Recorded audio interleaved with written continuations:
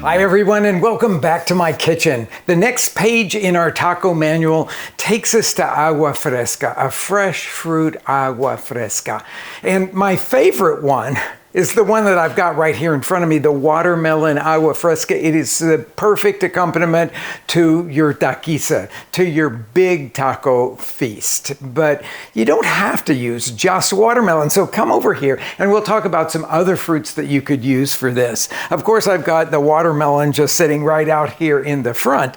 But I've also got nectarines and peaches, and Agua Fresca made from those is really delicious.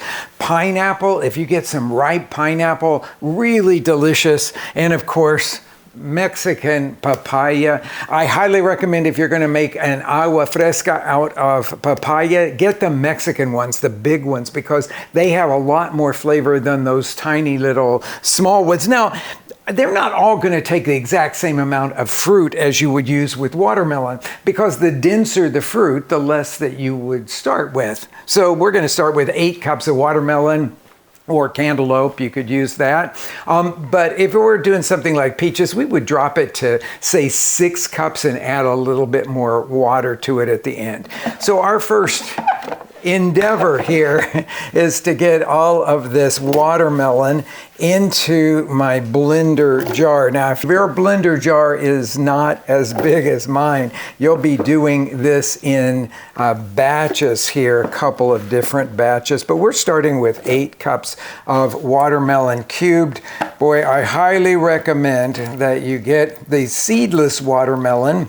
The task is much, much easier if you work with a seedless watermelon. Now you'll see that we are completely full here, but I'm going to add our 2 seasonings to it. I'm going to add fresh squeezed lime juice, and I'm going to go for about 1/3 of a cup of that to start with. But when we finish this, we're going to go back and work on the seasonings again, because every watermelon will require a little different quantity of lime juice and of sugar, which will be my next ingredient to add.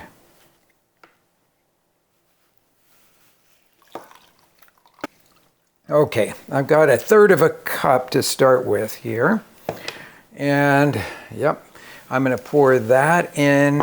I've got a measured out cup of sugar, but I'm not going to put it all in here. I'm going to start with about 3/4 of a cup of sugar. And then just to start the blending, I'm going to put in 1.5 cups of water, and then put this on and blend until everything is smooth.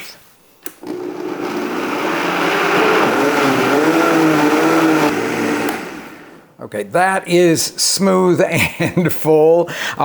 Yeah, it barely fit in here. And the other thing that you're going to have also is a container. This makes about 1 gallon, so you need to have a mixing bowl or something that is about a gallon that you can put all of this in to do the final dilution and the final seasonings of it. So the final dilution will be 1/4 water that's going to go in here. Remember, we oftentimes think in the United States that an Agua Fresca is like a smoothie or something like that. In Mexico, it's not. It's a fruit-flavored water, that's why they call it agua, that has enough lime juice and sugar in there to just satisfy or quench your thirst. So I'm going to taste this one. It's really good, but for me, it's going to need just a touch more lime juice and a touch more sugar. So it wasn't a particularly sweet watermelon here. So I'm going to put that. I think I'm going to do the last one that I have in here as well. So that would probably have taken us up to about 1/2 cup of lime juice for those 8 cups of fruit. And we lost one of our limes right in there. Okay, and I'm going to put the other 1/4 cup of sugar in here, and then just stir everything until it's dissolved. Give it another taste and see where we are flavor-wise. And of course, every batch of Agua Fresca that you make is going to be seasoned individually.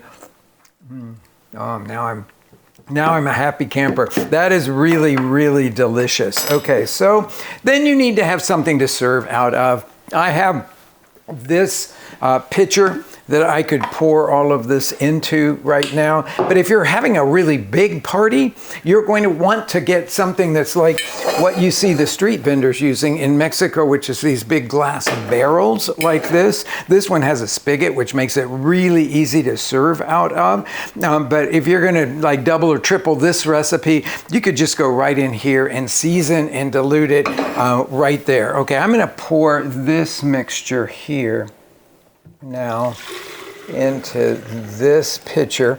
I not only love the flavor of agua fresca made from watermelon, but I also just really love the color of it. It's so incredibly festive. Of course, you serve this over ice. So I'm going to pour it here like that. Agua fresca de sandia, one of my favorite accompaniments to a wonderful taco fiesta. Salud.